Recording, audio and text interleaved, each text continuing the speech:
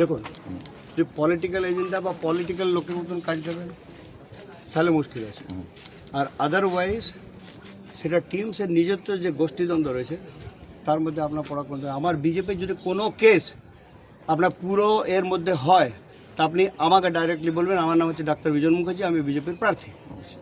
আমার কোনো ছেলে কোনো রকম দুষ্কৃতিতে জড়িত থাকবে না, করবে না, এটুকু আমি আপনাকে গ্যারান্টি দিচ্ছি। কিন্তু যদি আননেসেসারি আপনারা হ্যারাস করেন তাহলে কিন্তু আমি সিপি থেকে ডিএম থেকে শুরু করে আপনার নামে কমপ্লেন করব। অবশ্যই স্যার করবেন, ঠিক আছে? আমার কথাটা স্যার একটু ক্লিয়ার করুন। আমি নিজে আমি আপনাকে বলছি, ধরুন আপনি যদি কোনো জিনিসটা আপনার ইয়েতে হয়ে থাকে সেই জায়গাটাতে আমাদের করণীয় পুলিশের কাজটা কি আছে? পুলিশ ইনকোয়ারি করবে না করবে না? এর নামে কোনো পুলিশ ইনকোয়ারি করবে না করবে না? শুনুন, হ্যাঁ, আপনি ইনকোয়ারি শুনুন, আমি ইনকোয়ারিটা কিভাবে করব সেটা তো ইনকোয়ারি আমার সিস্টেম। আমার বক্তব্য খুব ক্লিয়ার। স্পেসিফিক্যালি এই ছেলেটাকে ফোন করে থানা ধরবো করে এ আমাকে ফোন করে যে আমাকে আমার কাজকে গেছি আমি কাছে গিয়ে বোধ জিজ্ঞাসাবাদ করে কোথায় ছিল না ছিল কি আছে না আছে সেই জিনিসটা আমরা করবো কিনা।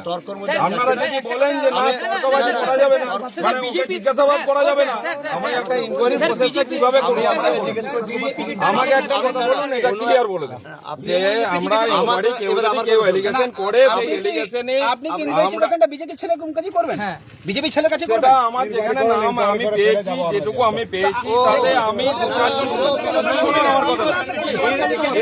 আমাকে বলবেন না, আপনি এইভাবে